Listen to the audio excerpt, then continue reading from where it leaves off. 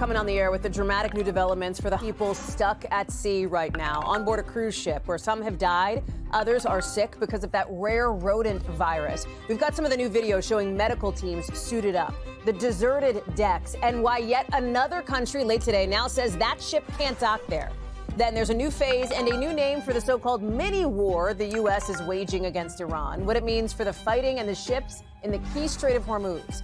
And in Yellowstone National Park, 2 hikers attacked by a bear. The details we're just learning so early in the season. We've got that in a moment. Then, have you heard about the woman that the internet has started calling the Ford Focus Karen?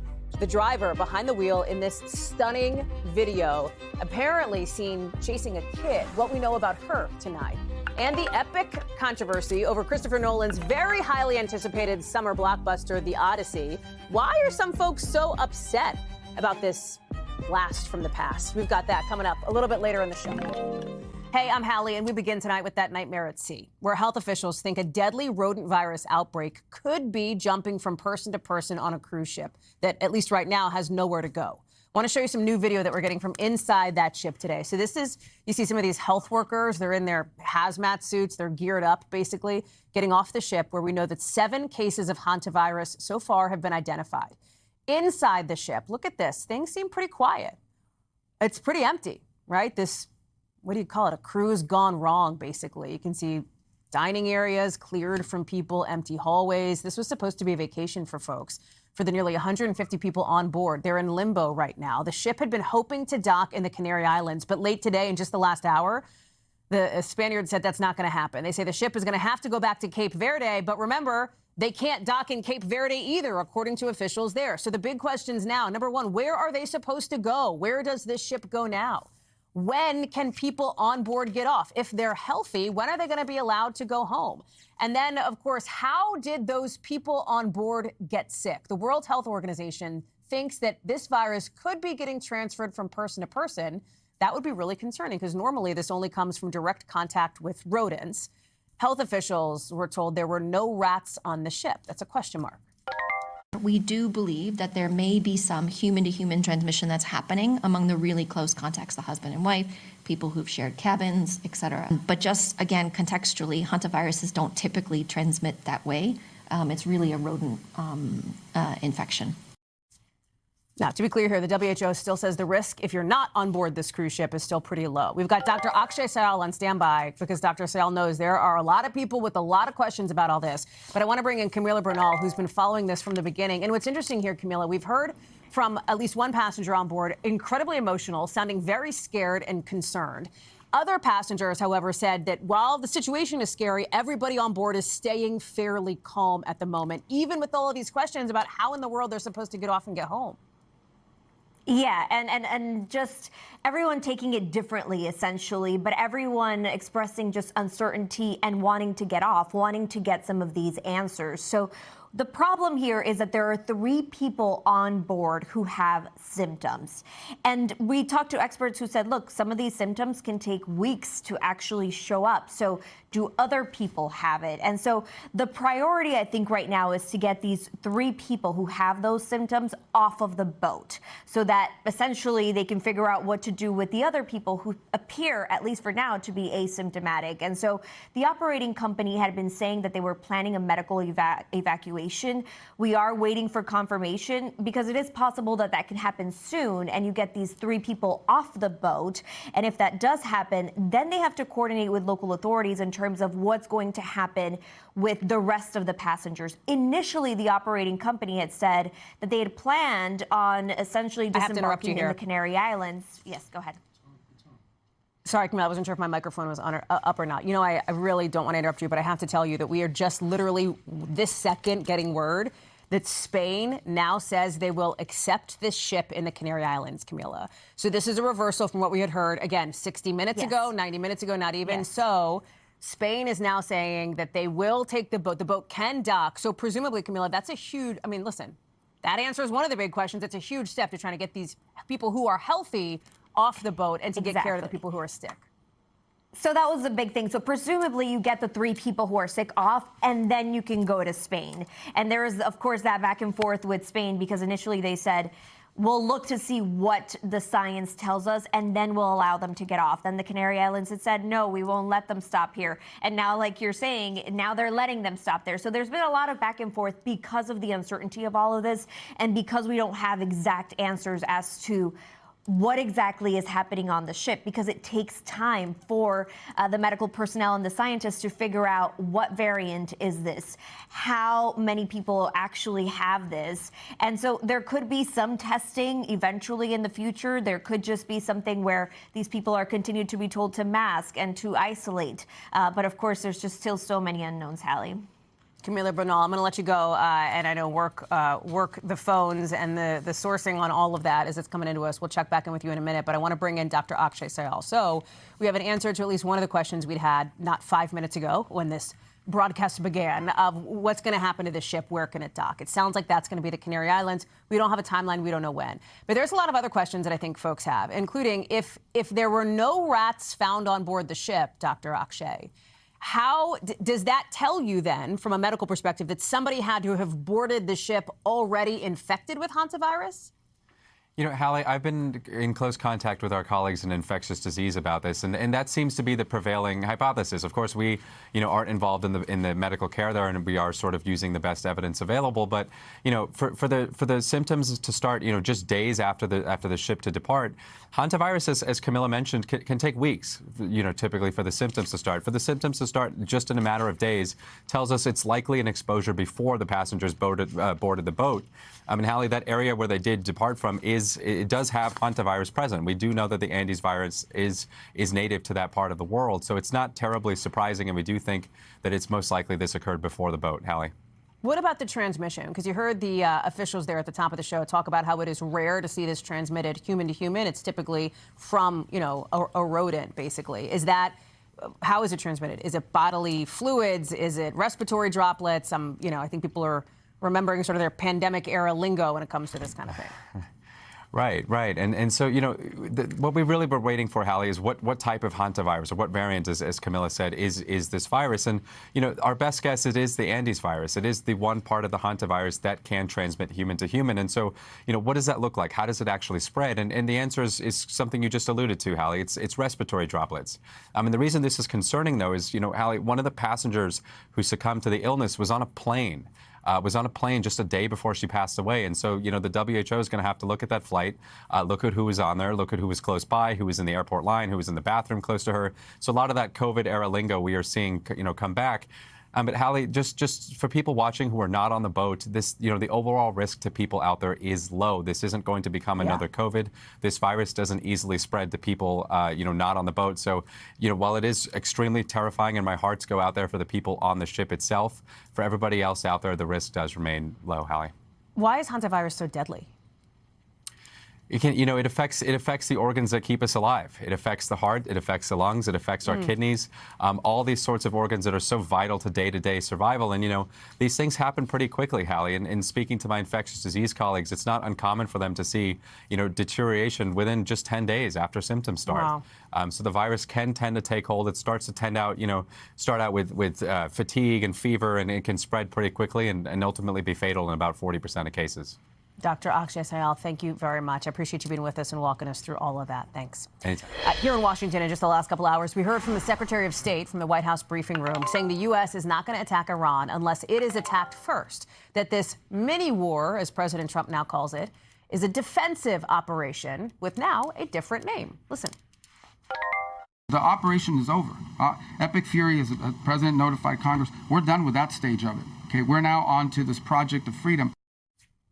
Okay, so TLDR, tired, Operation Epic Fury, wired, Project Freedom. That's a new mission that's apparently not exactly the same thing. This one's primary focus is to reopen the Strait of Hormuz, which has been, as you know, cut off by Iran. That's driving up your gas prices. More on that later. But what we know right now is that whatever you call it, no matter what we see back and forth in terms of strikes, the fighting has not picked back up, according to the Defense Secretary.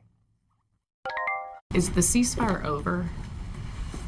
No, the ceasefire is not over. Ultimately, this is a separate and distinct project. Garrett Haake is at the White House, which, Garrett, that answers one of the questions that we had 24 hours ago. What's up with the ceasefire? But there's still this question of what exactly is this operation? If Epic Fury is out, and that was an offensive war, but Project Freedom is in, and that is a defensive operation, what is the upshot to it all? Like, in other words, what does it look like on the ground? Well, look, I mean, Project Freedom, as the Secretary of State has taken great pains to say today, is inherently defensive. It is meant to essentially force back open the Strait of Hormuz to a state that the Strait of Hormuz was in before Operation Epic Fury ever got underway. But all of this really strains the baseline of the English language and the term ceasefire, when it is very clear that no one has ceased or stopped firing or shooting. At least that's what Dan Kane, the chairman of the Joint Chiefs of Staff, had to say yesterday, standing right next to Pete Hegseth when he was making those remarks. Listen to this. Iran has fired at commercial vessels 9 times and seized 2 container ships, and they've attacked U.S. forces more than 10 times, all below the threshold of restarting major combat operations at this point.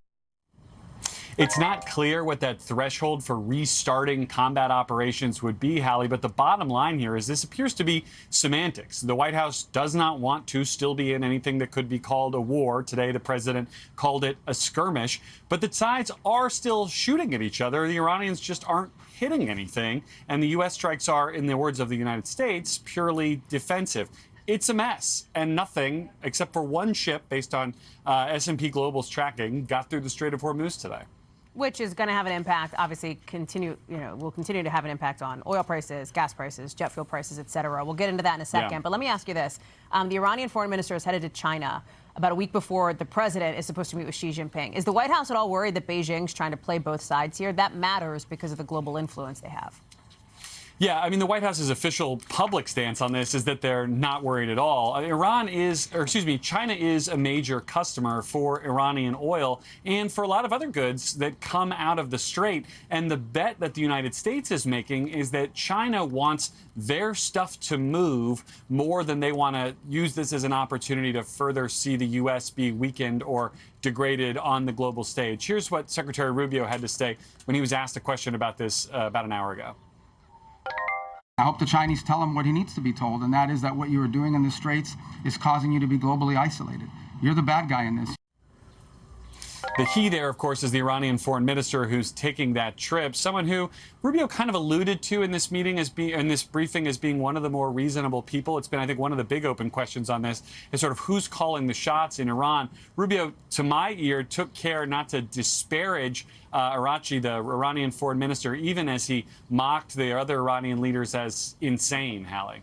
Garrett Haake live for us there on the North Lawn. Garrett, thank you. Also tonight, officials say they're looking for a retired Special Forces veteran considered armed and dangerous after he allegedly shot his wife in Tennessee. We'll show you a picture of him. Deputies say he shot his wife last Friday, then took off into the woods near his house, about 90 miles outside Nashville. You see his wife here. The sheriff's office thinks he was caught on a trail camera. You see that? Looks like he's wearing camo, maybe. He's now facing charges for attempted murder. Aaron Gilchrist is in Tennessee tracking this one. What do we know? Well, Hallie, at this point, I can tell you that the wife, the victim in this incident, we've been told was obviously shot, but she has been released from the hospital. She's doing okay. That said, we know that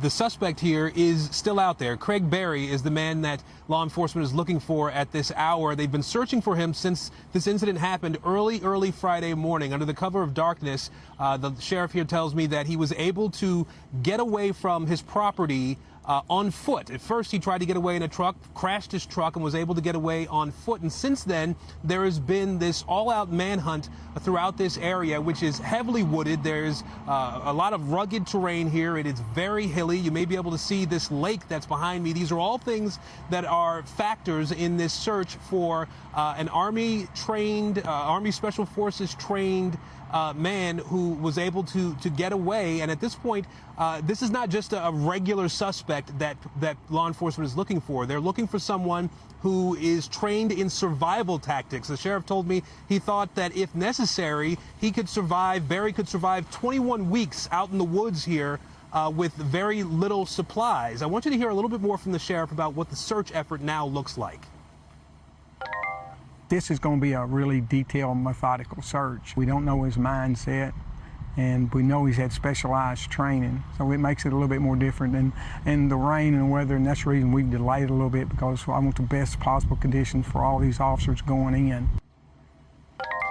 And so they've used heat-seeking tools in going through the woods here. There have been helicopters and planes in the air, dogs on the ground, officers going door to door, searching barns in some places as well here, Hallie. And then there's this body of water, Kentucky Lake, which is a massive body of water here. And this suspect is somebody who has extensive training in diving and swimming, and so law enforcement is concerned as well that he could have gotten into the water here and swam downstream or upstream trying to get away, Hallie. Aaron Gilchrist, much to watch, especially considering that expertise, presumably, that this individual has. Thank you for being out there for us. To Yellowstone National Park now, and the bear attack there, the rare attack that left 2 people hurt. I want to show you one of the hikers down on the ground. We're going to blur it out. It's pretty graphic there. Emergency personnel you see standing over them before airlifting them to safety. This part of the park is closed off for now. It's kind of outside where Old Faithful is, if you've been there. You can see the actual bear paw prints in the mud around the area that this happened. Officials say they're trying to figure out if it was one bear or multiple that attacked. The first of the year in Yellowstone, where this kind of thing is really rare, only about 1 a year, according to park officials. I want to bring in Steve Patterson now. Steve, even though we don't see these attacks, but once a season, talk us through what we know about this one. This is always, you've been to Yellowstone, I've been to Yellowstone. People watching might have been. It's a real thing out there. They want people to be careful. It's a real thing. And, people have warnings for a reason. These bear attacks do happen, although they are rare. Yes, a couple of new details that we're learning from inside the park. First of all, as you mentioned, it's on Mystic Falls Trail, which is very near Old Faithful. So this is a tourist area, right? It's not some remote location. It speaks to the danger inherent in all wild scenarios. Secondly, is that we've been speaking to the family. Family members say that this is likely a pair of brothers, and that while they are okay and recovering, they are still in the hospital. So some good news there. Some tips. I spoke to a seasonal worker inside the park. She said something that's stuck with me very strongly, which is that once you enter the forest, you become part of the food chain. These tips are very important for situational awareness, right? Some of them are obvious. Stay 100 yards away from the bears at all times. I don't think I need to say that to anybody. My mom always says carry bear spray, even when I'm hiking here in Los Angeles. That is because it works. It's not one of these things that's a gimmick. Know how to use it, know how to deploy it, watch for fresh tracks, make noise, hide in groups. Don't hike at dawn or dusk, because that's when these bears, black or brown, are very interested and active. And this is the last one is the most important thing. That is the thing that will save your life. Do not run from a bear. It will trigger its chase response. Once you do that, you are prey. And by the way, a bear can run 30 miles an hour flat, or going downhill, or going uphill, or going up a tree. So you are not safe in that scenario. Tips to live by. Hallie? Steve Patterson, thank you very much for that. Just some breaking news into us in just the last hour here. The man accused of trying to assassinate the president at the White House Correspondents' Dinner has now been indicted, facing a 4th charge from a federal grand jury. No plea from the suspect yet, but he's expected to do so when he's back in court next week. You see the attacker there running past security in that video from a couple Saturdays ago. Gary Grumbach is with us now. This new charge is related to that video, appearing to show him shooting at a Secret Service officer, right? Yeah, the charge is assault on a federal officer with a deadly weapon, and it's because of this video that you see right here. He's running through the magnometer, and he gets shot by the Secret Service. He gets fired towards the Secret Service officer, and the Secret Service officer ends up with some buckshot in his Secret Service vest and on his cell phone. That is what causes this 4th charge to be going forward here. Now, he's already been charged with several other crimes, including the assassination of the attempted assassination of the President of the United States. That is the one that could end up with him spending the rest of his life behind bars if convicted of this. Now, he has not ended up plea on any of this yet. No plea entered. That will happen next Monday, we expect. Okay, Gary Grumbach, thanks for checking that for us. Appreciate it. Also here in Washington, President Trump's premier passion project to try to rebuild parts of D.C. to his taste may now get help from you, the taxpayers. That's because the president's Republican allies on the Hill are proposing setting aside $1 billion for the new White House ballroom for security elements as part of a broader Homeland Security bill. So if you hear that and you're like, wait a second, Hallie, didn't the president say he had private donors lining up to pay for the ballroom?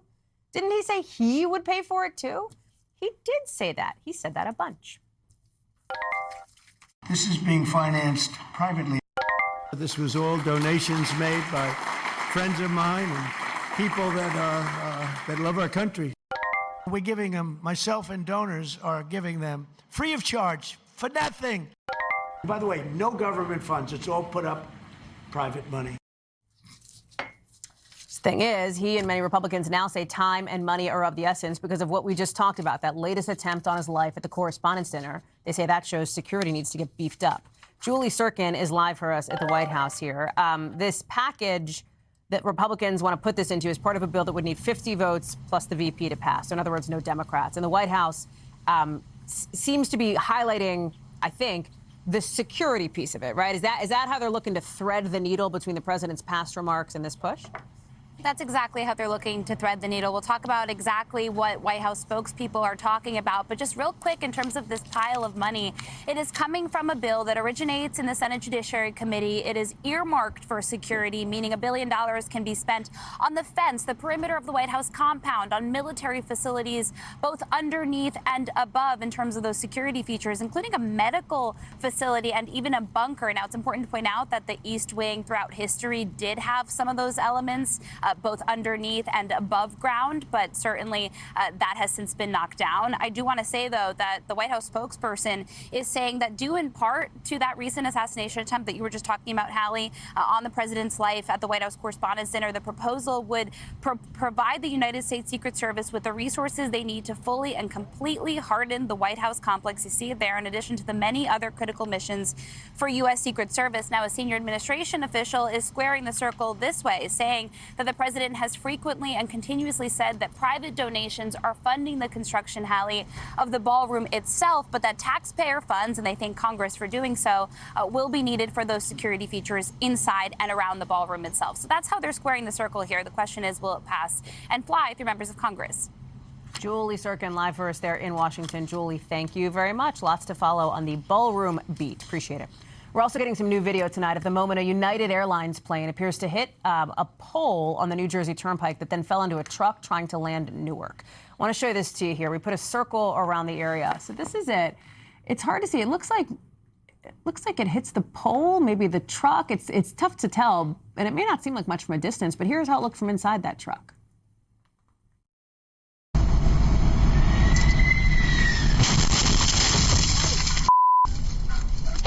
Oh, that's so scary. That crash, the glass flying everywhere. In the corner of the video, you can actually see a little bit of something there right before it hits. Now, that driver's attorney and his father are talking with reporters in just the last hour or so, saying that driver is still trying to recover, physically and even mentally from something like this. They're trying to figure out what happened, but say they are, quote, nowhere near litigating this. Tom Costello is following this story for us. Can you help us understand that? Was it the plane or the pole that hit? The pole of the truck, you mean? We don't know. We don't know if the plane hit the truck and the pole or just the pole. There's a little bit of conflicting information here. First, let me show you what the United Airlines is saying in a statement here about how this all went down. United says that upon its approach to Newark International, United Flight 169 came into contact with the pole. The aircraft landed safely, taxied to the gate normally, and no passengers or crew were injured. Now, take a look at what the New Jersey State Police say. They say while a United Airlines plane was approaching the runway, a landing tire and the underside of the plane collided with a pole and a tractor trailer. The pole then struck a Jeep traveling on the New Jersey Turnpike. The driver of the tractor trailer sustained non-life-threatening injuries, transported to an area hospital. Here's the thing about this approach. Look at that. They're coming right over the top. And that's normal at Newark? That's the Jersey Turnpike. And when you come in over it, you've got to be very careful to watch your altitude. This is runway 29, and it is known as a very short, very difficult runway because planes are coming in. They've got to make a very sharp 70-degree turn and watch their altitude. They cannot dip below 500 feet. So we know that there's already discussion that maybe this plane was hit by a sudden downdraft, and as a result of that, pushed it down. Thank goodness it didn't go any lower than that. Nobody on board the plane was injured. Nobody on that turnpike was injured. This is now, of course, the focus of an FAA and NTSB and United Airlines investigation. A lot of talk, just chatter among pilots asking why didn't they go around?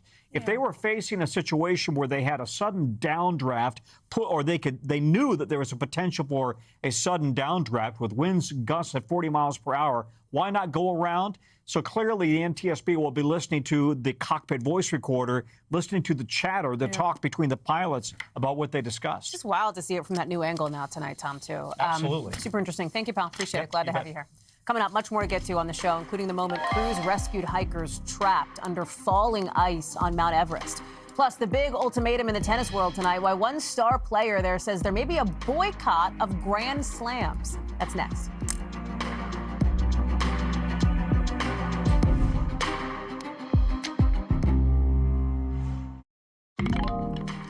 The wild road rage video now involving a kid and a driver. Look at this. The driver pulling up onto the sidewalk at one point, racing behind that child on a dirt bike. Dana Griffin has more now on the charges now faced by the woman, being nicknamed in some corners Ford Focus Karen. Oh my God.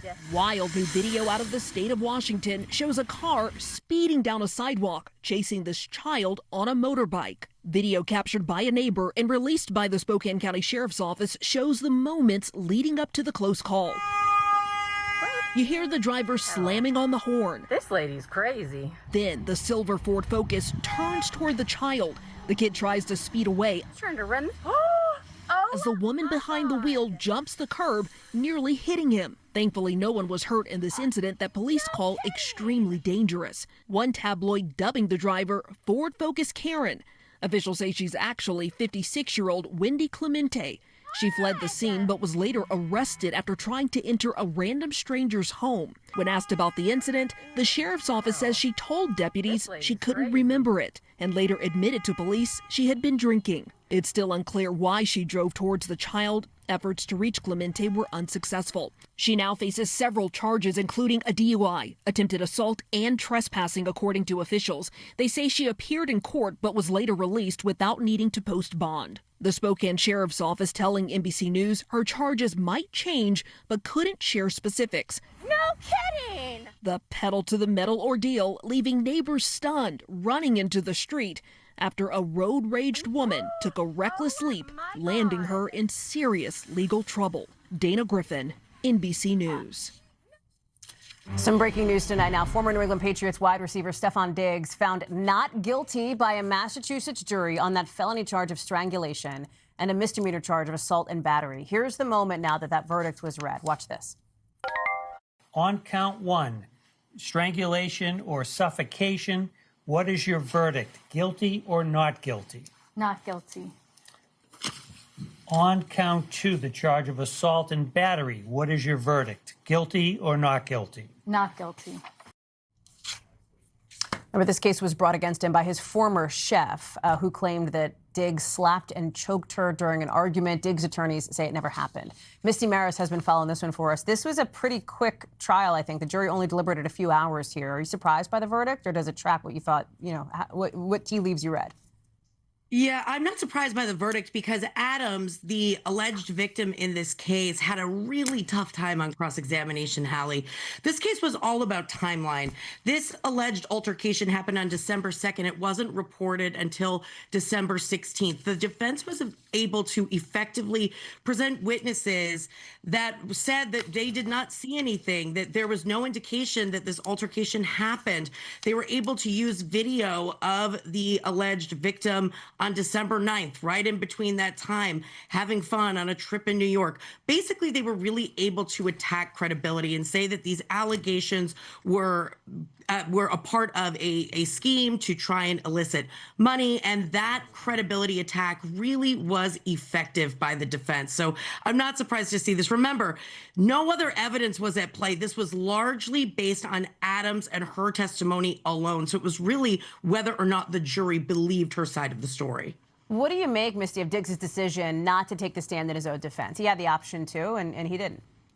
He certainly did. And I would have thought that maybe he would, accept that Adams' testimony was not good for the prosecution. So when the defense is able to effectively cross-examine, get those credibility issues out in front of the jury, it's often not worth the risk to actually put the defendant on the stand.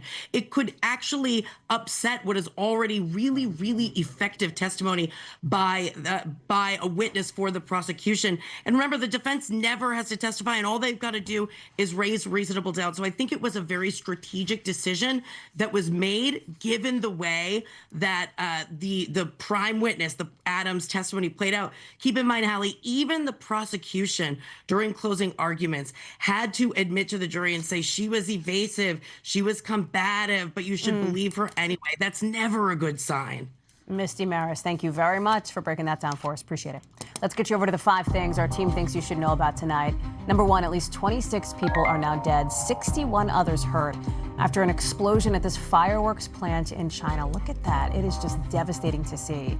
That's a bunch of buildings destroyed. The white smoke is still in the air there. Nearly 500 rescuers were sent in to try to help. Police there say the head of that fireworks plant is now in custody. Number 2, officials are looking for 3 suspects after a 39-year-old man was stabbed to death near Times Square in New York. Sources tell our NBC News station there that the victim was seen arguing with someone just moments before. Number 3, a dramatic rescue on Mount Everest. Crews trying to dig this climber out after a bunch of ice fell on them after an avalanche, basically. 2 climbers were reportedly airlifted to the hospital after the rescue, but fortunately, everybody appears to be okay now. Number 4, a woman in Florida faces child abuse charges after allegedly storming the field at a kid's football game. Police say the mom kicked a teenager during a fight between the players. The woman told cops the kid hit her first. Organizers have now permanently banned her from future games. Number 5, it is the Super Bowl for Broadway fans. The Tony nominations they are in. The Lost Boys and Schmigadoon lead with 12 nominations each. Some stars from the shows have already made history. June Squibb now becomes the oldest nominated actor at 96 years old. Danny Burstein is now the most nominated male actor in Tony history. Some fans are wondering about what they see as some snubs, though. Adrian Brody, Jean Smart, Lea Michele, all locked out. June 7th is when the Tonys are going to air. When we come back, much more to get to here on the show, including potential new clues tonight about the cause of a big warehouse fire still burning in New Jersey, what investigators now say they're looking into. Plus, what caused thousands of dollars in damage to this Florida golf course? Caught on camera.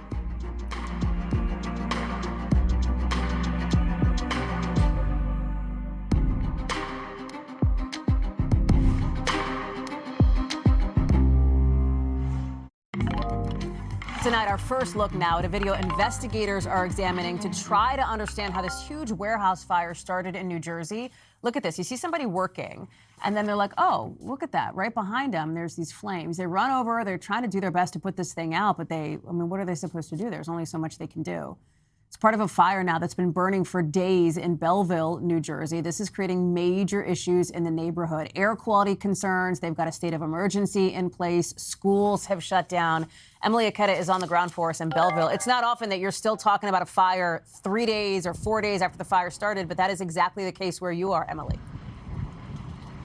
Yeah, Hallie, that's right, especially in an urban area like this. And some of the complicating factors is what you can see as I'm speaking now, the wind. The wind has just been so powerful the last couple of days, and that's what officials and the mayor say have really complicated the firefight that, as you can see behind me, continues to play out. They're still trying to tackle an active fire in those warehouses behind me from all angles here. Dozens of firefighters still on the ground. And what happened initially in the chaos of the fire breaking out was those wind gusts picked up the embers and carried them between warehouses, even across concrete and driveways onto homes, destroying several warehouses and homes, and ultimately an entire city block as they continue to try to limit the damage behind me. Another unique factor here are the contents of what was happening, the businesses inside of these warehouses. They included a mattress company, also a factory related to cardboard, really flammable materials that allowed the fire to perpetuate, to spread, and to explode at an incredibly rapid rate.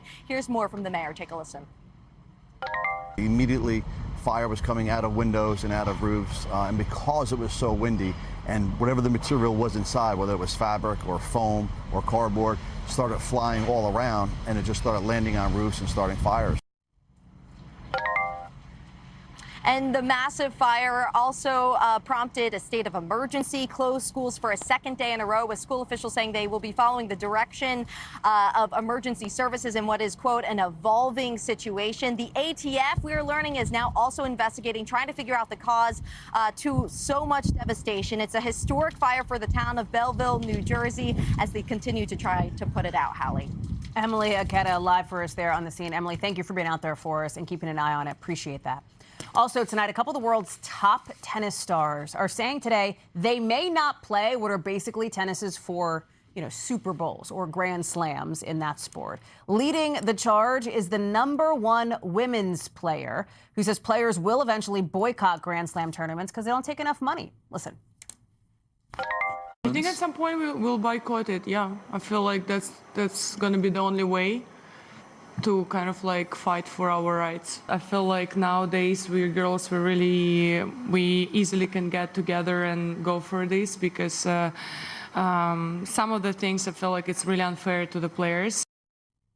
Arena Sabalenka there. Coco Gauff also says she's open to a boycott today as long as there's unity among players. They've been pressuring the Grand Slams for more than a year to try to get a bigger cut of the money they pull in. And the French Open starts in just a couple of weeks, so the timing here is super interesting. Right now, the players stand to make, you see it here, about 15% of the tournament's total projected revenue. Tennis players, on average, get like 22% of tournament revenue, while players in the NFL, NBA, and MLB, by the way, get like half of it. I want to get to Stephen Romo now. Setting aside the sort of sport-to-sport comparisons, because there are people say that's apples and oranges here. It's really notable that this is a boycott. We're just 2 weeks from the French Open that could envelop both the women's and the men's play if this thing actually happens. If these players say we're standing together, we're not going to do it. Yeah, Hallie, a lot of people are pointing out Billie Jean King's fight in the 70s, trying to make sure that women players got pay parity with men.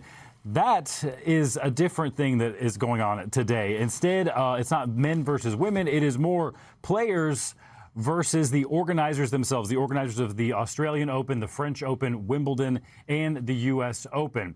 And they got a lot of support behind them already. There's a letter signed by more than 20 players backing this. We heard from Sabalenka a moment ago, and here's more of what Coco Gauff had to say. Yeah, honestly, I kind of agree with that. Just taking what the WNBA kind of accomplished with the kind of, they also have like a union, so I think that helps. From the things that I've seen with other sports, usually to make massive progress and things like this, it takes a union. So this is more of a labor versus ownership battle. You hear her there use the word union.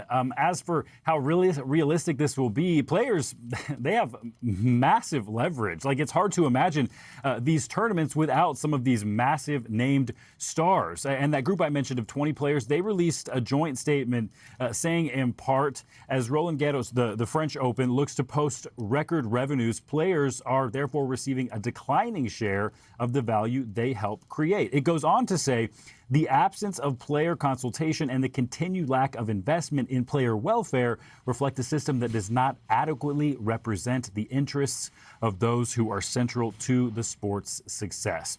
So for this boycott to actually go through, they would still need to make sure they get most of these players on board. Now, it's not clear, but that could be tough. There's a lot of people involved, a lot of interests here. But the bottom line is these players, like Sabalenka, have looked at the numbers and decided they deserve a larger share of the overall business here. And with so much attention on them, they've become such huge stars. It seems like they have a lot of heat behind them, and they could carry this boycott out. It'll be very interesting to see how this plays out, Hallie. Yeah, no kidding. Stephen Romo, definitely want to watch over the next 10, 12 days or so. Appreciate that. NBC News covers hundreds of other stories every day. And because it can be tough to read or watch or listen to them all, our bureau teams have done it for you. This is what they tell us is going down in their regions in a segment we call The Local. Out of our Western Bureau, the man accused of trying to kill the OpenAI CEO just pleaded not guilty to attempted murder. Prosecutors say that's the suspect who threw a Molotov cocktail at Sam Altman's house in San Francisco. He also allegedly threatened to burn down the headquarters of OpenAI. The attorney for the suspect says he had a mental health crisis.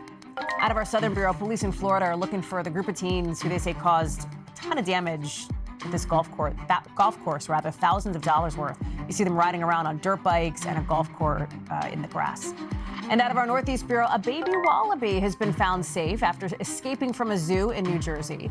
Police put an alert out after they noticed Cletus, this 2-year-old wallaby, was not in his enclosure. They found him in somebody's yard, kind of close to the zoo, an unexpected visitor. Zoo officials are trying to figure out how Cletus got out. They're not sure. Coming up, the big test tonight for President Trump, what Indiana voters say are driving them to the polls on this big election night in that state. That's next.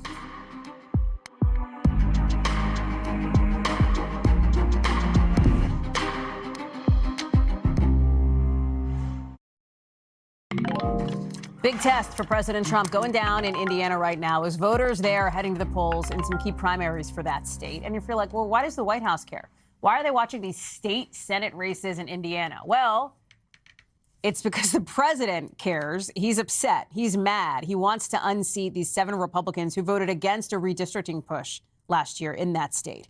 Remember the redistricting? We've talked about this redistricting arms race that's been happening in state after state to try to redraw these districts to help keep Congress under Republican control. President Trump wants that.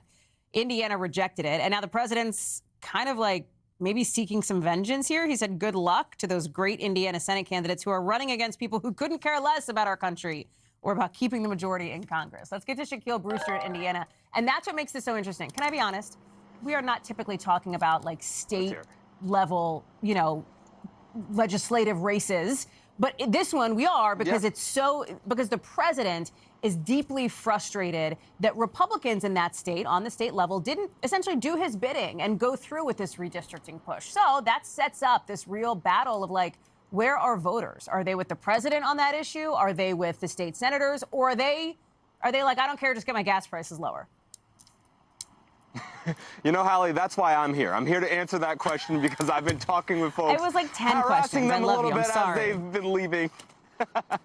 Harassing them as they've been leaving and asking them exactly those questions to dig into that sentiment here because, yes, you're right. We usually wouldn't come to a state senate or cover a state senate election just like this. But this is an unusual situation. And that's because if you look at even the money, Hallie, about $12 million have been spent on television ads across all these Senate districts just to this point in the primary. If you compare that to 2 years ago, Hallie, it was $500,000. So there's significant attention being spent in this. There's significant money being put to unseat those very people you're looking at on your screen right now. And my question to voters is, what drove you here? Was it this redistricting fight? Was it because of President Trump and his influence and endorsement?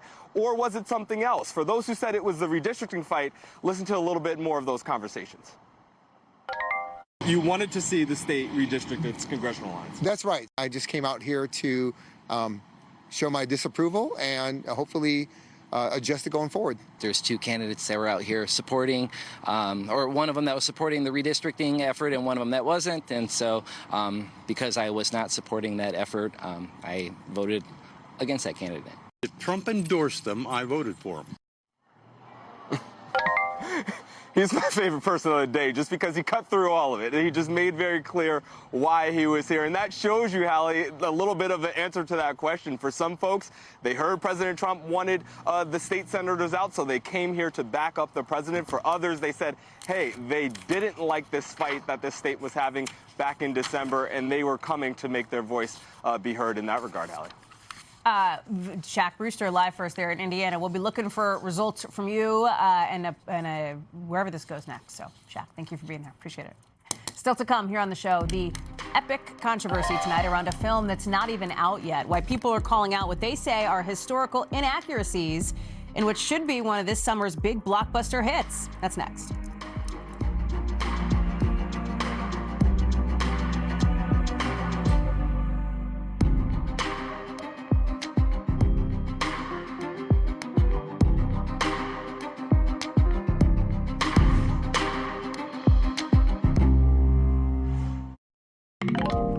So tonight, some Hollywood controversy brewing with some history buffs arguing that Christopher Nolan's next big swing at the box office paints an inaccurate picture of ancient Greece. Here's how Nolan portrayed Homer's epic in a new trailer for The Odyssey. We won the war.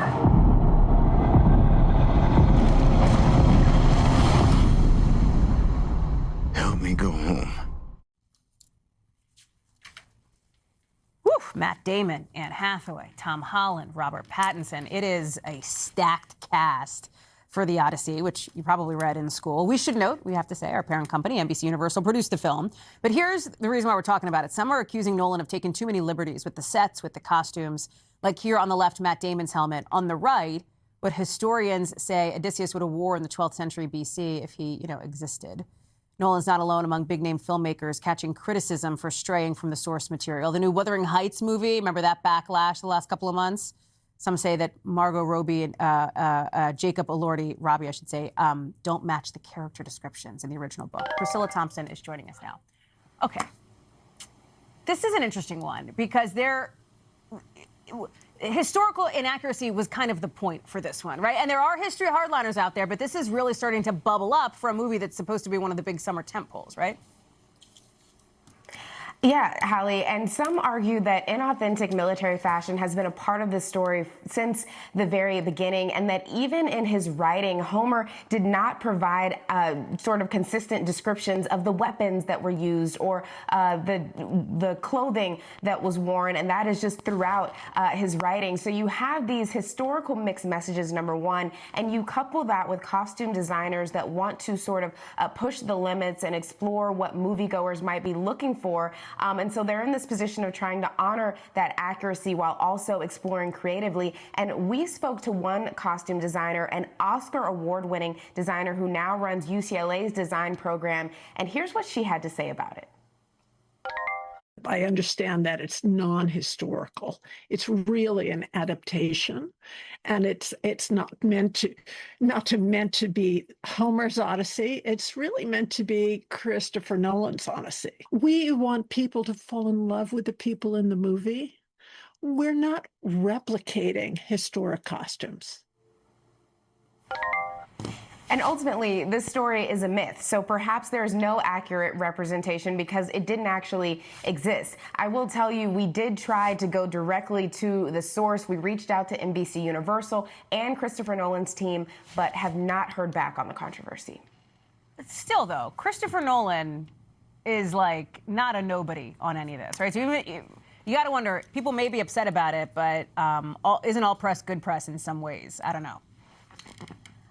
100%, Hallie. And let me give you the cold, hard numbers when it comes to this man's blockbusters. So you've got Oppenheimer that made $976 million, 93% rating on Rotten Tomatoes. You had Dunkirk, $549 million. Interstellar, $773 million. Inception, $839 million. The Dark Knight, $1 billion.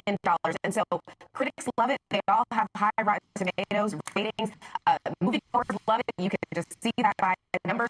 And you have to imagine that somebody like Christopher Nolan and his team had some sort of discussion about this and made this decision for a reason. And at the end of the day, I mean, which movie would you prefer, Hallie? One that is 100% historically accurate, or one that is made by a blockbuster king who is likely going to honor the history of it, but also take some liberties? Well, let me put the question back on you. You're going to go see it? What do you think? I'm absolutely going to go see it. I prefer let the creatives take their liberties. I have no problem with it. Priscilla Thompson, thank you very much. One to watch as the summer movie season starts to kick off. Appreciate you. Thank you. And thank you, as always, for watching. That does it for us for this hour. More coverage picks up right now.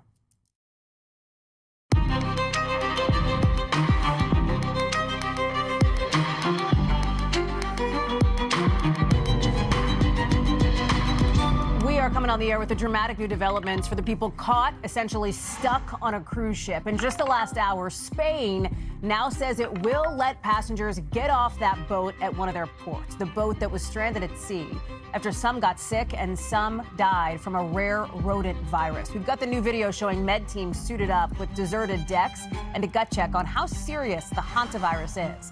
Plus, new comments now on the disappearance of Nancy Guthrie. What we're hearing from the FBI director today about how he thinks local law enforcement has handled that investigation. Plus, the manhunt now for the Special Forces veteran suspected of shooting his wife. What we're hearing from police tonight about the search in a live report from Tennessee. And in Yellowstone National Park, 2 hikers attacked by a bear. The details we're just learning about this rare attack so early in the season. And have you heard about the woman that some on the internet are calling Ford Focus Karen? The driver behind the wheel in some shocking road rage video. What we know about what happened later on in the show. Hey there, I'm Hallie, and we begin tonight with that nightmare at sea, where in the next couple of hours, stranded, stuck cruise ship passengers are going to be evacuated, apparently, to the Canary Islands. That's with 3 people on board the ship infected with hantavirus, this rare rodent virus. The cruise company says 2 of those people really need medical help ASAP. You were looking at some of the new video here that we're getting into us of medical teams basically suited up, geared up. You see their hazmat suits on. A lot of uncertainty here, too, about what's been going on that ship.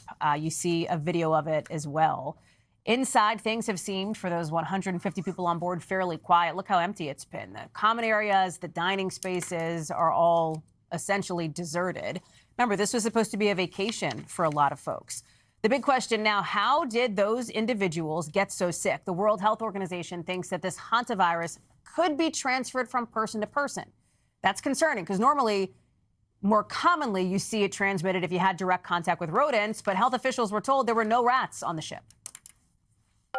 We do believe that there may be some human-to-human transmission that's happening among the really close contacts, the husband and wife, people who've shared cabins, etc. But just, again, contextually, hantaviruses don't typically transmit that way. It's really a rodent infection. Now, the WHO still says if you're not on board this cruise ship, your risk is quite low. Dr. Akshay Syal is standing by for us with a lot of the questions that people have on the hantavirus, but I want to start with Camila Bernal, who's been following this for us from the start. And finally, at least the potential for some relief for those on board. It sounds like the sick passengers will be evacuated first, and then everybody else after that? Yes, so we have obviously new information since last hour. And so what happens here is that they're going to be evacuated in the middle of the night. They have helicopters, medical helicopters that will get these people off the ship and ideally at some point take them to the Netherlands. That's sort of the goal for the 3 people that are showing symptoms. Now, in terms of the rest of the people, we talked about that back and forth with Spain. It seemed like Spain did not want to let the ship stop there, but the World Health Organization requested this from them and said, essentially, please let these people off this boat in the Canary Islands. So Spain saying, okay, fine, we will allow this to happen. It'll take about 3 to 4 days for the ship to arrive in the Canary Islands. And once they arrive, they're saying they're going to have medical evaluations and special transport for people, making sure that everything they touch or everything that they do or everywhere they go is equipped especially for this situation. And so they're saying they're going to figure out a way to avoid all contact with the local population. They haven't even decided what port they're going to be allowed to disembark in, but they're obviously taking all of these precautions to make sure that no one in the Canary Islands is infected, and then they say everyone essentially will be sent back to their home countries. Hallie. Camila Bernal, thank you very much. I appreciate you being so on top of this. Let me bring in Dr. Akshay Syal for more. So, Dr. Akshay, the removal of the people from the ship, is there any kind of a concern about the risk to the rescuers, to those helping to evacuate them? There always is, Hallie, and I'm sure proper precautions will be taken. I will note, there's concern that the doctor on the ship, Hallie, the doctor who was seeing some of these patients may be getting ill himself. So, one of the most important things we need to do when we're getting these people off the ship is confirm the diagnosis, right? And you've seen from a lot of the reports from the WHO the word suspected cases, and that's because we still need to do more testing to confirm, is this actually hantavirus? And once we figure out, is it the hantavirus, is it the Andes virus, right? The type of hantavirus that can actually spread human to human, because that changes how we look at everybody else, aboard the ship and before they got on board the ship, Hallie. What about this transmission question? You heard these health officials say, in some instances they think human to human. That's really rare for this particular virus, right? So what is the level of concern about that? I know there's not much concern if you're not on the ship. It's not like an, super airborne transmissibility, but there's still some questions around it. Right. It's not as transmissible, Hallie, as something like measles or something like COVID. This is not looking to be like another COVID-19, just to be clear. But for the people aboard the ship, Hallie, how is this spread? It's really close contact. Some of the cases so far being husband and wife sharing a cabin, I presume, and really, having that sort of close, intimate contact. But for everybody else out there, it's more so droplet spread, Hallie. So, for example, if you're within spitting distance in a prolonged sort of environment with somebody who has the case, and I just want to point out, one of the people who succumbed to the virus, Hallie, was on board a plane the day before they passed away. So the WHO is going to be looking at that flight. Who was she sitting next to? Who was she in the airport bathroom next to? Who was she in the line next to? Yeah. All important questions that we need to have answers soon, Hallie. Dr. Akshay Syal, thank you very much for that. To the disappearance now of Nancy Guthrie, the mom, of course, of our beloved Savannah. In the last couple of hours, FBI Director Kash Patel is appearing to call out the Pima County Sheriff for how he handled the investigation. I want to play this exchange with Sean Hannity on his podcast. One thing I want to ask you is about, in the Nancy Guthrie case, I got frustrated because I knew from my sources they were trying to keep you guys out. They did. They did keep you out. And look, here's how time matters in an investigation. The first 48 hours of anyone's disappearance are the most critical.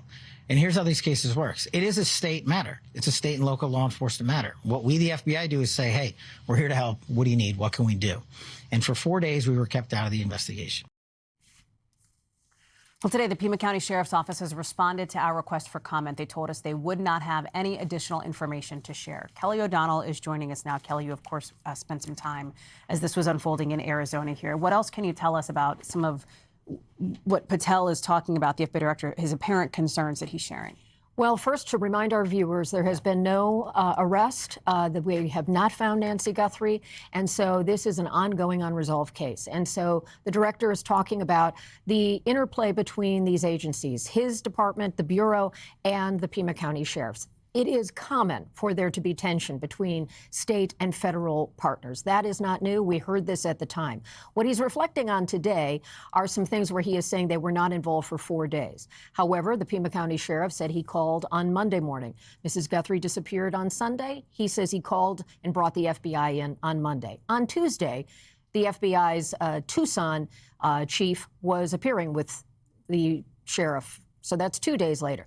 So was the director unsatisfied with the degree to which the FBI could engage? He can make that criticism. But clearly the timeline, we have some questions about that. It was always a tension point as well, dealing with the DNA. The FBI has a world preeminent lab. Pima County has for many years used a Florida-based lab that they have a contract with, they work with regularly, and they sent the materials from the home, various things to be studied for DNA, to that Florida lab. And then later it went to Quantico. Patel says maybe that would have been different. Maybe the time would have been. And those are things that they can discuss. Now, he also very clearly says these were the decisions of Pima County. It is not a federal case. We do not yet have a jurisdiction for the feds. So I am struck by how typical this criticism is, but at the same time, we know, and we have a personal connection to this case, it is heartbreaking for a family waiting for answers. They want to know what happened. The community wants to know what happened. So any questions about were things working smoothly are certainly for public airing and for people to consider. Kelly O'Donnell, thank you very much for bringing us that. I appreciate it. And of course, if you have any information, anything related to the disappearance of Nancy Guthrie, you see the numbers to call there, 1-800-CALL-FBI, or you can make an anonymous tip to 88crime.org. Also tonight here in Washington, in just the last couple of hours, we've heard from the Secretary of State saying the U.S. won't attack Iran unless it is attacked first, that this mini war, as President Trump has dubbed it, is now a defensive operation with a different name. The operation is over. Epic Fury, as the president notified Congress, we're done with that stage of it. Okay, we're now on to this Project of Freedom. So, Operation Epic Fury, tired. Project Freedom, wired. New mission, not the same as the one before it, apparently, because this one's primary focus, its main thing, is to reopen the Strait of Hormuz. I don't have to tell you, this is the key waterway that's been basically paralyzed now. It's driving up your gas prices because oil can't get through. More on that later. But what we know right now is that whatever you call it, no matter what we see back and forth in terms of strikes, the fighting has not restarted, according to the Defense Secretary. Is the ceasefire over? No, the ceasefire is not over. Ultimately, this is a separate and distinct project. I want to bring in Matt Bradley, who is live for us tonight in Tel Aviv, in the region. You heard the Secretary of State also encouraging other countries to join the U.S. at the UN to condemn Iran. Walk us through some of this, because it is a complicated conflict, you know, and then you've got this defensive operation in the Strait on top of it all. That's right. And we've already been seeing all these other countries, particularly crucially in the Middle East, who have been condemning Iran. You know, even though it was the U.S. and Israel who first attacked Iran, Iran's behavior in striking back, particularly against these Gulf countries, that many of them had really thought of Iran as kind of a neutral part of their neighborhood. Many of them had dealt with Iran and as with deep, deep suspicion. But that has all changed now. Now all of these countries see Iran as a direct and immediate threat, a major enemy. So does a country like Lebanon. So we're seeing the whole region now switching diplomatically away from Iran and actually towards the U.S. and Israel. So we're seeing these major, major changes in the Middle East. There's also, as we talk about, and listen, we've talked about the semantics here related to the defensive operation that is Project Freedom. Again, the U.S. escorting ships through the Strait of Hormuz, or trying to, in order to get them through safely, versus the offensive operation that was Epic Fury. You were there. I mean, you covered the attacks on Iran. There was also this moment, as we've been getting these briefings from the Pentagon, that it's gotten some attention. Kamikaze dolphins. I'm just going to say it, and I'm going to play it. Let me hit that. I haven't heard the kamikaze dolphin thing. It's like sharks with laser beams, right? I can't confirm or deny whether we have kamikaze dolphins, but I can confirm they don't. Okay. Hegseth, I would say, obviously joking there, I think that's obvious, but where did this idea, why were they even asked about kamikaze dolphins in the first place? Well, Hallie, I can confirm that it's real, that the dolphins are a thing. They're not kamikaze dolphins per se, but they were started like decades ago in the late 1950s, a U.S. program not for dolphins to swim and explode themselves like a kamikaze, but to sniff out actual, mines and bombs. So that was a real program, and it's still live. There's no real indication, as we've heard, that the U.S. is going to deploy dolphins into the Strait of Hormuz, which would just be, I think we'd get a lot of renewed interest in this story if we started seeing that. But that was something you saw. Pete Hegseth really kind of laughed that off, shrugged that off, or Marco Rubio. So I think that, we're not really going to see that. The Iranians had talked, according to the Wall Street Journal, about possibly using dolphins as a new and innovative way to put out mines to, block the U.S. and other warships from going through the Strait of Hormuz. And this was recently. But I don't know if we're going to be seeing any dolphins anytime soon. Judging from that reaction. Matt Bradley, thank you very much. Live for us there in Tel Aviv, covering truly all of it. Appreciate it. Back here at home tonight, officials say they are searching urgently for a retired Special Forces veteran who's considered armed and dangerous after allegedly shooting his wife in Tennessee. Here's a picture of him here. Deputies say he shot his wife, who survived, last Friday, then took off into the woods near his house about 90 miles outside Nashville. You're looking at pictures of his wife. The sheriff's office thinks that this guy was caught on a trail camera. Look at this. Kind of blurry, but it kind of looks like he's wearing camo. He's now facing charges for attempted murder. I want to bring in Aaron Gilchrist, who is live in Tennessee. He's out there for us. Bring us up to speed on the manhunt now for this individual and how his wife's doing. Well, I can tell you that his wife is recovering. She is out of the hospital now, and this really leaves the law enforcement here to focus in on that search effort. Complicated a little bit tonight because the storms have started rolling through this area, which the sheriff anticipated, and he said that could slow things down in terms of the search effort today. But they do, of course, intend to ramp back up the search effort. He said he's had about 30 or so men on the ground since this incident happened in the early morning hours on Friday, and that they're planning to double the number of people in this search effort over the course of the next few days. We also know that they've been using helicopters and airplanes with heat-seeking abilities. They've been using bloodhounds as well, trying to track down Craig Berry. If I go back to Friday morning, I can tell you the sheriff shared with me that there was some sort of a dispute between Berry and his wife. His wife jumped into her car attempting to get away from him. He shot her while she was in the car, according to the sheriff, and then pulled the door open. She was able to put the car into gear and take off. The sheriff says he followed her in his truck, eventually crashing that truck into a tree. And that's when the sheriff says he took off into the woods, and they've been searching for him ever since. It's important to point out here that Berry is is an Army veteran. He had special training in Special Forces for the Army, did 4 tours in Iraq, and the sheriff says that is a factor that is also complicating the search effort because he has survival training that the sheriff believes he will put to use in the days that he's been now on the run. Listen to the sheriff here. Some of the things he's done is by the book of what they train him to do. He's going to use the terrain. He's going to stay away from populated areas, and he can survive. And he said just at least up to just if he had just a little drop bag, go bag, he could survive up to at least 21 days just out in woods. Now, one of the other complicating factors in this search effort is the body of water that you see behind me. This is Lake Kentucky. It is thousands of acres in size. We're told that Barry is an experienced diver and an experienced swimmer. So I asked the sheriff if he thought Barry could have gotten into the water here, maybe made it to the other side or gone farther south. This lake stretches all the way into Kentucky from here in Tennessee. The sheriff said that is a possibility, something that they are considering, but they're going to exhaust their search efforts in this area, this heavily wooded area where the terrain is rough around the home that Barry shared with his wife. The sheriff says, Hallie, they're going to exhaust their search efforts in this area before they start to look farther out. We do know that the U.S. Marshal Service is being pressed into service to help with this effort. That will bring more technology to bear. The FBI also helping out here, Hallie. And the sheriff says that he does believe that they will be able to catch this fugitive, even though the sheriff thinks that it's possible that he could either be on the run, that he's not going to sort of turn himself in. If he is on the run, that's one thing. The other possibility, the sheriff says, Hallie, is that he may have harmed himself, may have taken his own life in the woods here in Northwest Tennessee. There you go, Chris. Thank you for being out there for us on the scene and for bringing us those updates. We'll be watching this one. Appreciate that. Let's take it to Yellowstone National Park there, and a rare bear attack that left 2 people hurt. One of the hikers ended up on the ground. We actually blurred the image here. It's pretty graphic. You see emergency responders standing over them before they were airlifted to safety. This part of the park, it's not far from Old Faithful. It's closed off for now. And you can see the actual bear prints in the mud around the area where this attack happened. Officials say they're trying to figure out if it was one bear, maybe multiple.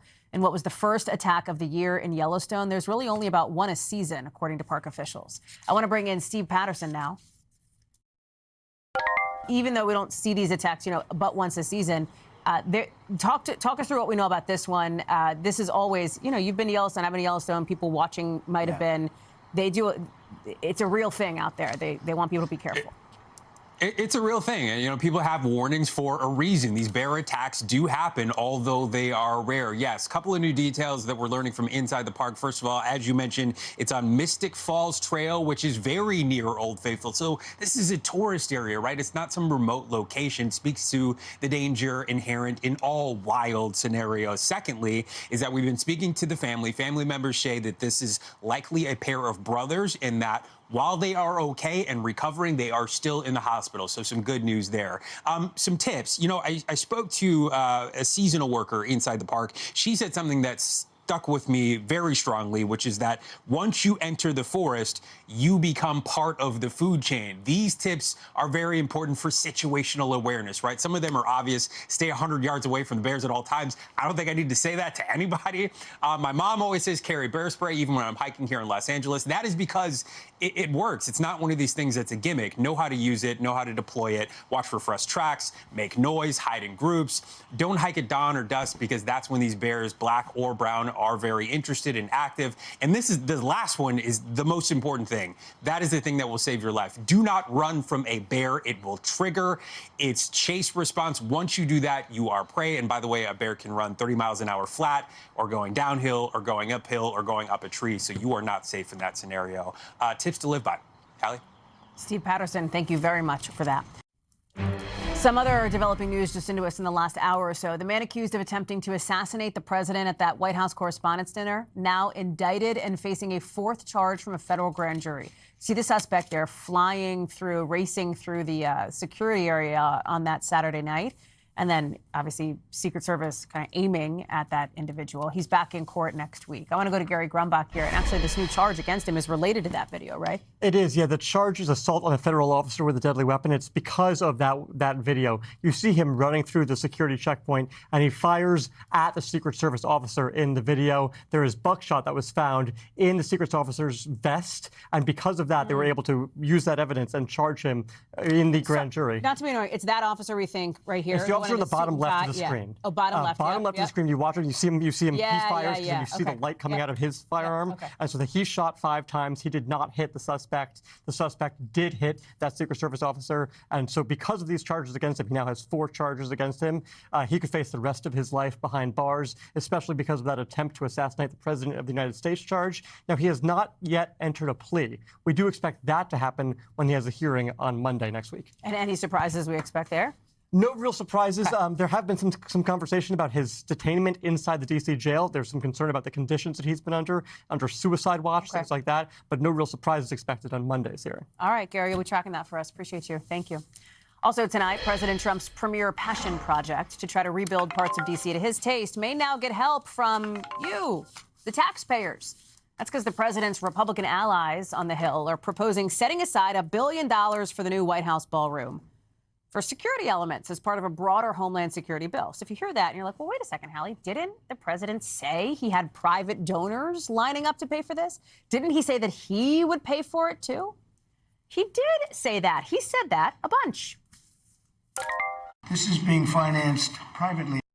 This was all donations made by friends of mine and people that love our country. We're giving them, myself and donors are giving them free of charge for nothing. By the way, no government funds. It's all put up private money. Thing is, the president and many Republicans now say that because of what we just talked about with Gary, because of this, the shooting on Saturday at that correspondence dinner a couple weeks ago, they say that shows security needs to get beefed up, that changes the calculation. Let me bring in Julie Sirkin, who's joining us now. This package that Republicans want to put this into is part of a bill that would need 50 votes plus the VP to pass. So in other words, no Democrats. And the White House seems to be highlighting, I think, the security piece of it, right? Is that how they're looking to thread the needle between the president's past remarks and this push?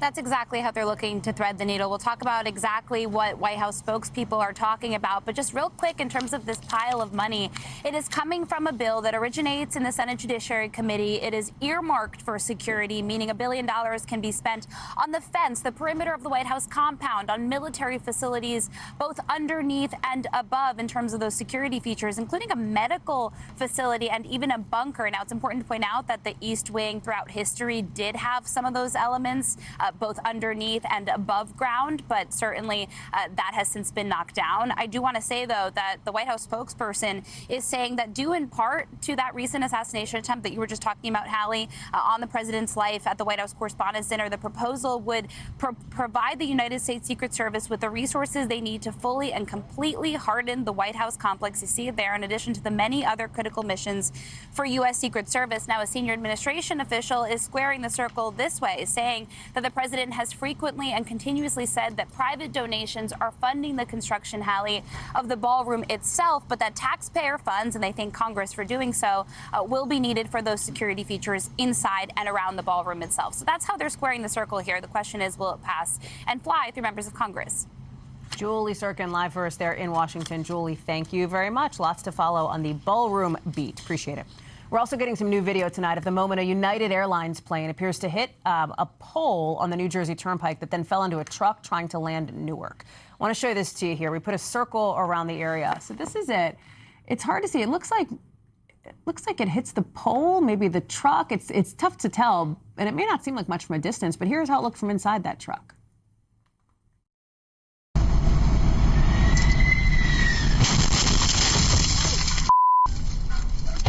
Oh, that's so scary. That crash, the glass flying everywhere. In the corner of the video, you can actually see a little bit of something there right before it hits. Now, that driver's attorney and his father are talking with reporters in just the last hour or so, saying that driver is still trying to recover, physically and even mentally from something like this. They're trying to figure out what happened, but say they are, quote, nowhere near litigating this. Tom Costello is following this story for us. Can you help us understand that? Was it the plane or the pole that hit? The pole of the truck, you mean? We don't know. We don't know if the plane hit the truck and the pole or just the pole. There's a little bit of conflicting information here. First, let me show you what the United Airlines is saying in a statement here about how this all went down. United says that upon its approach to Newark International, United Flight 169 came into contact with the pole. The aircraft landed safely, taxied to the gate normally, and no passengers or crew were injured. Now, take a look at what the New Jersey State Police say. They say while a United Airlines plane was approaching the runway, a landing tire and the underside of the plane collided with a pole and a tractor trailer. The pole then struck a Jeep traveling on the New Jersey Turnpike. The driver of the tractor trailer sustained non-life-threatening injuries, transported to an area hospital. Here's the thing about this approach. Look at that. They're coming right over the top. And that's normal at Newark? That's the Jersey Turnpike. And when you come in over it, you've got to be very careful to watch your altitude. This is runway 29, and it is known as a very short, very difficult runway because planes are coming in. They've got to make a very sharp 70-degree turn and watch their altitude. They cannot dip below 500 feet. So we know that there's already discussion that maybe this plane was hit by a sudden downdraft, and as a result of that, pushed it down. Thank goodness it didn't go any lower than that. Nobody on board the plane was injured. Nobody on that turnpike was injured. This is now, of course, the focus of an FAA and NTSB and United Airlines investigation. A lot of talk, just chatter among pilots asking why didn't they go around?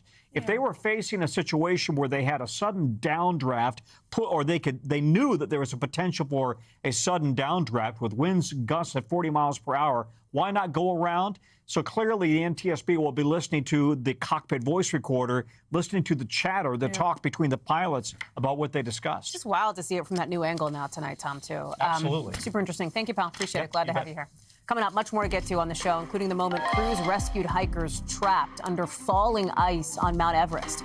Plus, the big ultimatum in the tennis world tonight, why one star player there says there may be a boycott of Grand Slams. That's next.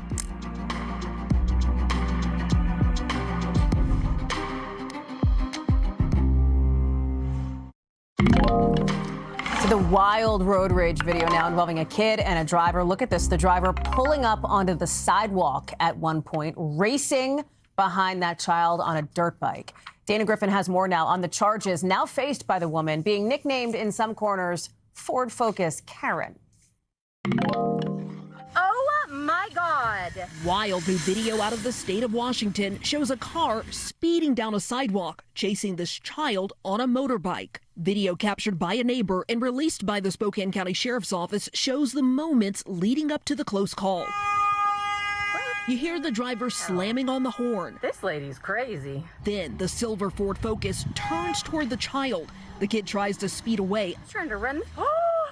As the woman behind the wheel jumps the curb, nearly hitting him. Thankfully, no one was hurt in this incident that police call extremely dangerous. One tabloid dubbing the driver Ford Focus Karen. Officials say she's actually 56-year-old Wendy Clemente. She fled the scene but was later arrested after trying to enter a random stranger's home. When asked about the incident, the sheriff's office says she told deputies she couldn't remember it and later admitted to police she had been drinking. It's still unclear why she drove towards the child. Efforts to reach Clemente were unsuccessful. She now faces several charges, including a DUI, attempted assault, and trespassing, according to officials. They say she appeared in court but was later released without needing to post bond. The Spokane Sheriff's Office telling NBC News her charges might change but couldn't share specifics. No kidding! The pedal-to-the-metal ordeal leaving neighbors stunned, running into the street after a road-raged woman took a reckless leap, landing her in serious legal trouble. Dana Griffin, NBC News.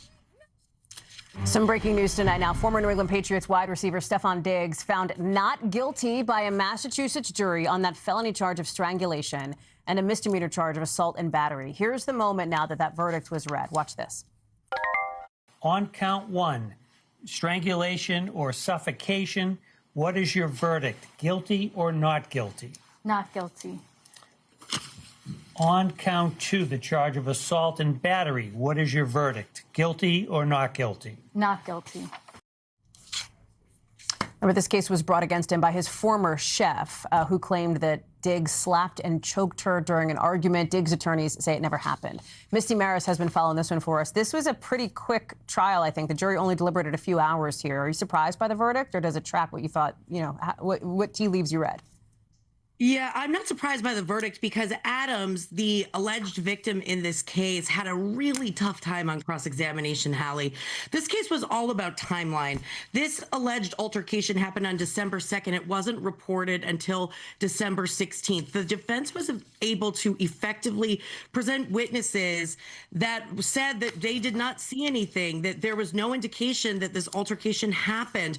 They were able to use video of the alleged victim on December 9th, right in between that time, having fun on a trip in New York. Basically, they were really able to attack credibility and say that these allegations were a part of a scheme to try and elicit money, and that credibility attack really was effective by the defense. So I'm not surprised to see this. Remember, no other evidence was at play. This was largely based on Adams and her testimony alone. So it was really whether or not the jury believed her side of the story. What do you make, Misty, of Diggs' decision not to take the stand in his own defense? He had the option to, and he didn't. He certainly did, and I would have thought that maybe he would accept that Adams' testimony was not good for the prosecution. So when the defense is able to effectively cross-examine, get those credibility issues out in front of the jury, it's often not worth the risk to actually put the defendant on the stand. It could actually upset what is already really, really effective testimony by a witness for the prosecution. And remember, the defense never has to testify, and all they've got to do is raise reasonable doubt. So I think it was a very strategic decision that was made, given the way that the prime witness, the Adams testimony, played out. Keep in mind, Hallie, even the prosecution during closing arguments had to admit to the jury and say she was evasive, she was combative, but you should believe her anyway. That's never a good sign. Misty Maris, thank you very much for breaking that down for us. Appreciate it. Let's get you over to the 5 things our team thinks you should know about tonight. Number 1, at least 26 people are now dead, 61 others hurt after an explosion at this fireworks plant in China. Look at that. It is just devastating to see. That's a bunch of buildings destroyed. The white smoke is still in the air there. Nearly 500 rescuers were sent in to try to help. Police there say the head of that fireworks plant is now in custody. Number 2, officials are looking for 3 suspects after a 39-year-old man was stabbed to death near Times Square in New York. Sources tell our NBC News station there that the victim was seen arguing with someone just moments before. Number 3, a dramatic rescue on Mount Everest. Crews trying to dig this climber out after a bunch of ice fell on them after an avalanche, basically. 2 climbers were reportedly airlifted to the hospital after the rescue, but fortunately, everybody appears to be okay now. Number 4, a woman in Florida faces child abuse charges after allegedly storming the field at a kid's football game. Police say the mom kicked a teenager during a fight between the players. The woman told cops the kid hit her first. Organizers have now permanently banned her from future games. Number 5, it is the Super Bowl for Broadway fans. The Tony nominations they are in. The Lost Boys and Schmigadoon lead with 12 nominations each. Some stars from the shows have already made history. June Squibb now becomes the oldest nominated actor at 96 years old. Danny Burstein is now the most nominated male actor in Tony history. Some fans are wondering about what they see as some snubs, though. Adrian Brody, Jean Smart, Lea Michele, all locked out. June 7th is when the Tonys are going to air. When we come back, much more to get to here on the show, including potential new clues tonight about the cause of a big warehouse fire still burning in New Jersey, what investigators now say they're looking into. Plus, what caused thousands of dollars in damage to this Florida golf course? Caught on camera.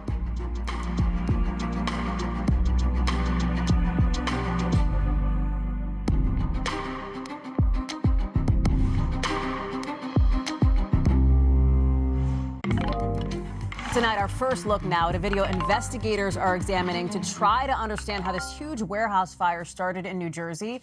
Look at this. You see somebody working, and then they're like, oh, look at that. Right behind them, there's these flames. They run over. They're trying to do their best to put this thing out, but what are they supposed to do? There's only so much they can do. It's part of a fire now that's been burning for days in Belleville, New Jersey. This is creating major issues in the neighborhood. Air quality concerns. They've got a state of emergency in place. Schools have shut down. Emily Aketa is on the ground for us in Belleville. It's not often that you're still talking about a fire 3 days or 4 days after the fire started, but that is exactly the case where you are, Emily. Yeah, Hallie, that's right, especially in an urban area like this. And some of the complicating factors is what you can see as I'm speaking now, the wind. The wind has just been so powerful the last couple of days, and that's what officials and the mayor say have really complicated the firefight that, as you can see behind me, continues to play out. They're still trying to tackle an active fire in those warehouses behind me from all angles here. Dozens of firefighters still on the ground. And what happened initially in the chaos of the fire breaking out was those wind gusts picked up the embers and carried them between warehouses, even across concrete and driveways onto homes, destroying several warehouses and homes, and ultimately an entire city block as they continue to try to limit the damage behind me. Another unique factor here are the contents of what was happening, the businesses inside of these warehouses. They included a mattress company, also a factory related to cardboard, really flammable materials that allowed the fire to perpetuate, to spread, and to explode at an incredibly rapid rate. Here's more from the mayor. Take a listen. Immediately, fire was coming out of windows and out of roofs, and because it was so windy, and whatever the material was inside, whether it was fabric or foam or cardboard, started flying all around, and it just started landing on roofs and starting fires. And the massive fire also prompted a state of emergency, closed schools for a second day in a row, with school officials saying they will be following the direction of emergency services in what is, quote, an evolving situation. The ATF, we are learning, is now also investigating, trying to figure out the cause to so much devastation. It's a historic fire for the town of Belleville, New Jersey, as they continue to try to put it out. Hallie. Emily Aketa live for us there on the scene. Emily, thank you for being out there for us and keeping an eye on it. Appreciate that. Also tonight, a couple of the world's top tennis stars are saying today they may not play what are basically tennis's for, Super Bowls or Grand Slams in that sport. Leading the charge is the #1 women's player, who says players will eventually boycott Grand Slam tournaments because they don't take enough money. Listen. I think at some point we'll boycott it. Yeah, I feel like that's going to be the only way to kind of like fight for our rights. I feel like nowadays we girls, we easily can get together and go for this, because some of the things I feel like it's really unfair to the players. Arena Sabalenka there. Coco Gauff also says she's open to a boycott today as long as there's unity among players. They've been pressuring the Grand Slams for more than a year to try to get a bigger cut of the money they pull in. And the French Open starts in just a couple of weeks, so the timing here is super interesting. Right now, the players stand to make, you see it here, about 15% of the tournament's total projected revenue. Tennis players, on average, get like 22% of tournament revenue, while players in the NFL, NBA, and MLB, by the way, get like half of it. I want to get to Stephen Romo now. Setting aside the sort of sport-to-sport comparisons, because there are people say that's apples and oranges here. It's really notable that this is a boycott. We're just 2 weeks from the French Open that could envelop both the women's and the men's play if this thing actually happens. If these players say we're standing together, we're not going to do it. Yeah, Hallie, a lot of people are pointing out Billie Jean King's fight in the 70s, trying to make sure that women players got pay parity with men. That is a different thing that is going on today. Instead, it's not men versus women. It is more players versus the organizers themselves, the organizers of the Australian Open, the French Open, Wimbledon, and the U.S. Open. And they got a lot of support behind them already. There's a letter signed by more than 20 players backing this. We heard from Sabalenka a moment ago, and here's more of what Coco Gauff had to say. Yeah, honestly, I kind of agree with that.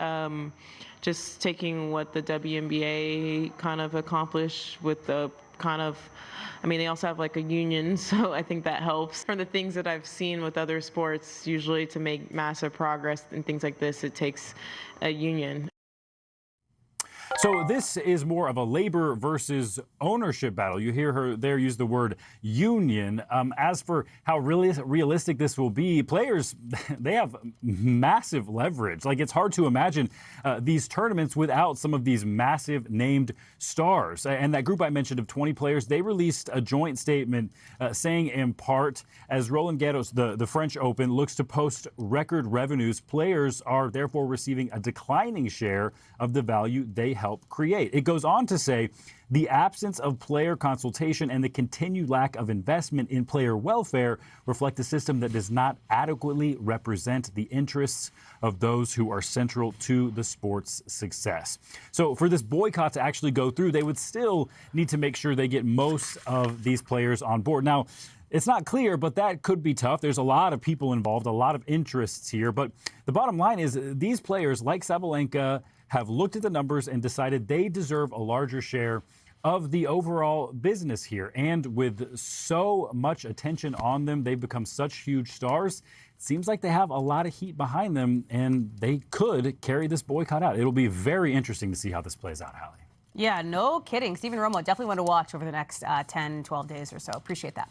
NBC News covers hundreds of other stories every day. And because it can be tough to read or watch or listen to them all, our bureau teams have done it for you. This is what they tell us is going down in their regions in a segment we call The Local.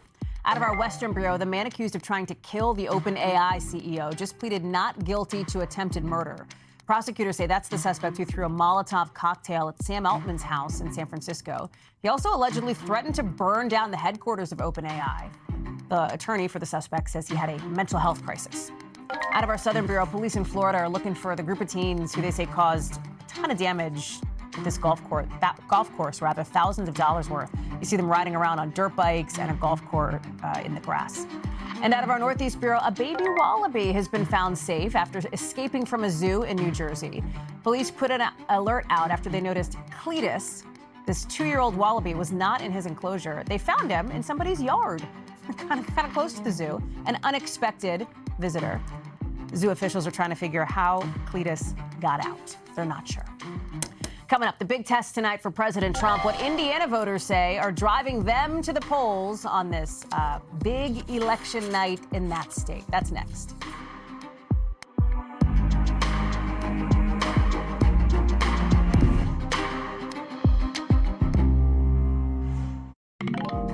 Big test for President Trump going down in Indiana right now as voters there are heading to the polls in some key primaries for that state. And you feel like, well, why does the White House care?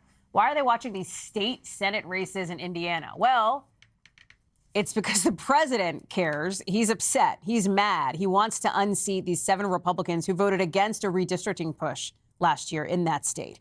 Remember the redistricting? We've talked about this redistricting arms race that's been happening in state after state to try to redraw these districts to help keep Congress under Republican control. President Trump wants that.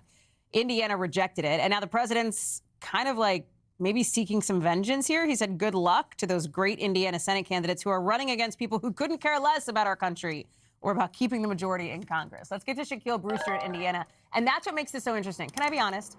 We are not typically talking about like state level, legislative races. But this one we are because because the president is deeply frustrated that Republicans in that state on the state level didn't essentially do his bidding and go through with this redistricting push. So that sets up this real battle of like, where are voters? Are they with the president on that issue? Are they with the state senators? Or are they like, I don't care, just get my gas prices lower? You know, Hallie, that's why I'm here. I'm here to answer that question because I've been talking with folks. It was like 10 questions. Harassing them I love a little you. bit as they've been leaving. Harassing them as they've been leaving and asking them exactly those questions to dig into that sentiment here because, yes, you're right. We usually wouldn't come to a state senate or cover a state senate election just like this. But this is an unusual situation. And that's because if you look at even the money, Hallie, about $12 million have been spent on television ads across all these Senate districts just to this point in the primary. If you compare that to 2 years ago, Hallie, it was $500,000. So there's significant attention being spent in this. There's significant money being put to unseat those very people you're looking at on your screen right now. And my question to voters is, what drove you here? Was it this redistricting fight? Was it because of President Trump and his influence and endorsement? Or was it something else? For those who said it was the redistricting fight, listen to a little bit more of those conversations. You wanted to see the state redistrict its congressional lines. That's right. I just came out here to show my disapproval and hopefully adjust it going forward. There's 2 candidates that were out here supporting, or one of them that was supporting the redistricting effort and one of them that wasn't. And so because I was not supporting that effort, I voted against that candidate. If Trump endorsed them, I voted for him. He's my favorite person of the day just because he cut through all of it. He just made very clear why he was here. And that shows you, Hallie, a little bit of an answer to that question. For some folks, they heard President Trump wanted the state senators out, so they came here to back up the president. For others, they said, hey, they didn't like this fight that the state was having back in December, and they were coming to make their voice be heard in that regard, Hallie. Shaq Brewster live for us there in Indiana. We'll be looking for results from you and wherever this goes next. So, Shaq, thank you for being there. Appreciate it. Still to come here on the show, the epic controversy tonight around a film that's not even out yet. Why people are calling out what they say are historical inaccuracies in what should be one of this summer's big blockbuster hits. That's next.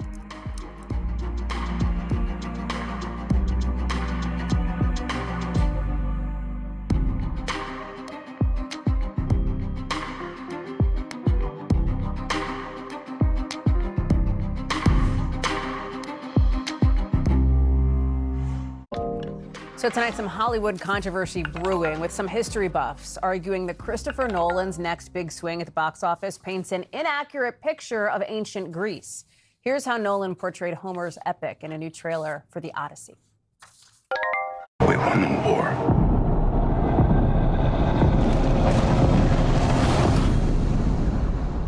Help me go home. Matt Damon, Anne Hathaway, Tom Holland, Robert Pattinson. It is a stacked cast for The Odyssey, which you probably read in school. We should note, we have to say, our parent company, NBC Universal, produced the film. But here's the reason why we're talking about it. Some are accusing Nolan of taking too many liberties with the sets, with the costumes. Like here on the left, Matt Damon's helmet. On the right, what historians say Odysseus would have wore in the 12th century BC if he, existed. Nolan's not alone among big-name filmmakers catching criticism for straying from the source material. The new Wuthering Heights movie, remember that backlash the last couple of months? Some say that Margot Robbie and Jacob Elordi, I should say, don't match the character descriptions in the original book. Priscilla Thompson is joining us now. Okay. This is an interesting one because historical inaccuracy was kind of the point for this one, right? And there are history hardliners out there, but this is really starting to bubble up for a movie that's supposed to be one of the big summer tentpoles, right? Yeah, Hallie, and some argue that inauthentic military fashion has been a part of this story since the very beginning, and that even in his writing, Homer did not provide sort of consistent descriptions of the weapons that were used or the clothing that was worn, and that is just throughout his writing. So you have these historical mixed messages, number one, and you couple that with costume designers that want to sort of push the limits and explore what moviegoers might be looking for. And so they're in this position of trying to honor that accuracy while also exploring creatively. And we spoke to one costume designer, an Oscar award-winning designer who now runs UCLA's design program. And here's what she had to say about it. I understand that it's non-historical. It's really an adaptation, and it's not meant to be Homer's Odyssey. It's really meant to be Christopher Nolan's Odyssey. We want people to fall in love with the people in the movie. We're not replicating historic costumes. And ultimately, this story is a myth, so perhaps there is no accurate representation because it didn't actually exist. I will tell you, we did try to go directly to the source. We reached out to NBC Universal and Christopher Nolan's team, but have not heard back on the controversy. Still, though, Christopher Nolan is like not a nobody on any of this, right? So you got to wonder, people may be upset about it, but isn't all press good press in some ways? I don't know.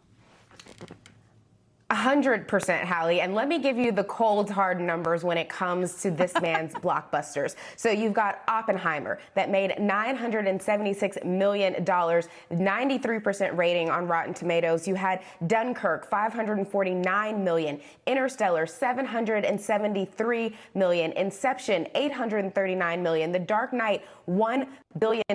And so critics love it. They all have high Rotten Tomatoes ratings.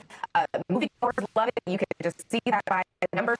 And you have to imagine that somebody like Christopher Nolan and his team had some sort of discussion about this and made this decision for a reason. And at the end of the day, I mean, Which movie would you prefer, Hallie? One that is 100% historically accurate, or one that is made by a blockbuster king who is likely going to honor the history of it, but also take some liberties? Well, let me put the question back on you. You're going to go see it? What do you think? I'm absolutely going to go see it. I prefer let the creatives take their liberties. I have no problem with it.